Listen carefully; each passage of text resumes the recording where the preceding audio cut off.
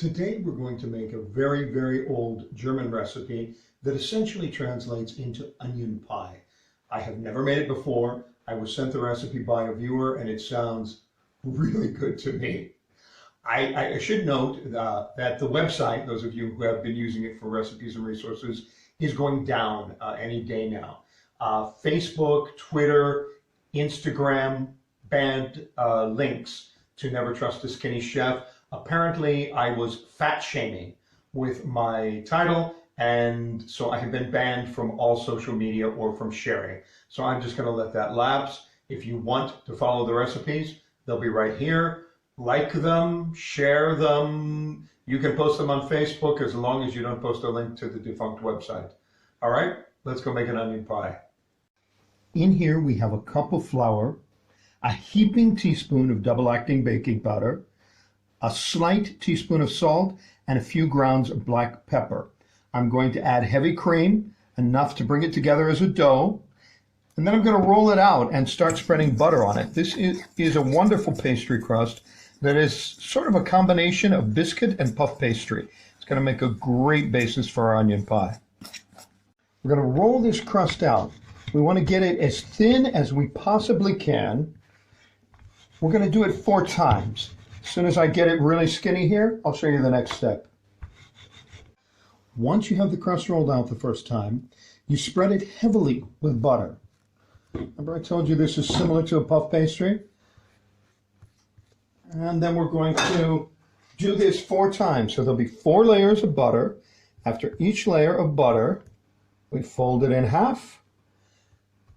Do another layer of butter.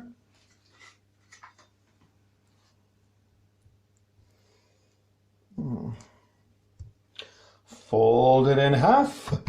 Do another layer of butter.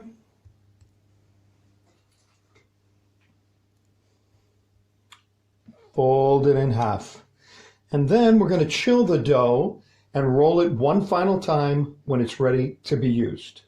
I have block bacon because I cure my own. If you cure your own, you want maybe 5 ounces. If you're buying it, get about 5 ounces or 6 thick slices, and then cut them into little slivers. This is going to be the basis of the fat for our onion tarts. The bacon does not look like it's doing anything. I have the heat on barely more than medium. I want it to cook slowly so that the fat renders, because the fat is going to be the basis for these onions. You'll want 2½ cups of onions, finely chopped. You can do them in the food processor. Don't be ridiculous and spend hours with a cutting board. The bacon has been cooking for approximately 20 minutes, but it didn't render quite enough fat. So before I add the onions in, I'm going to give it a little bit of olive oil, put the onions in and turn the heat up. We don't need these onions to brown. We need them to soften and smell incredible, but they don't need any color for this dish. We'll cook these for about 20 minutes as well.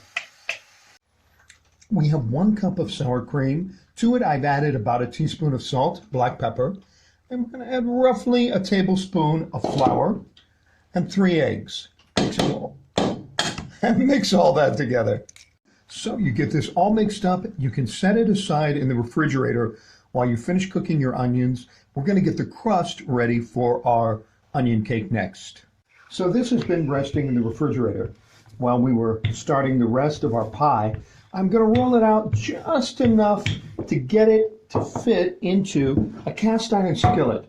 You can use a springform pan, you can use a pie pan, you can use a casserole, and if you don't want to make the dough, you can even be really lazy and buy a pie crust. But trust me, if you make your own, it's going to be way, way better. Okay, you can see the onions are cooked without being brown. They're soft and ready to be mixed with the sour cream. Before I do that, I'm going to put them on a plate and let them cool for a few minutes so they don't curdle the sour cream from the heat. I'm going to mix the now cooled onion and bacon into the sour cream, egg, flour, salt, pepper, etc. Then I'll put it in the crust in just a moment.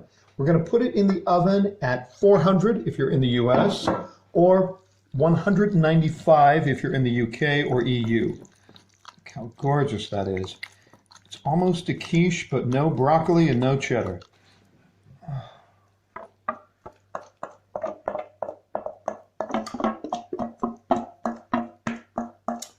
bake it for 30 minutes and then we'll check it and see if it's done. First time making it, first time tasting it.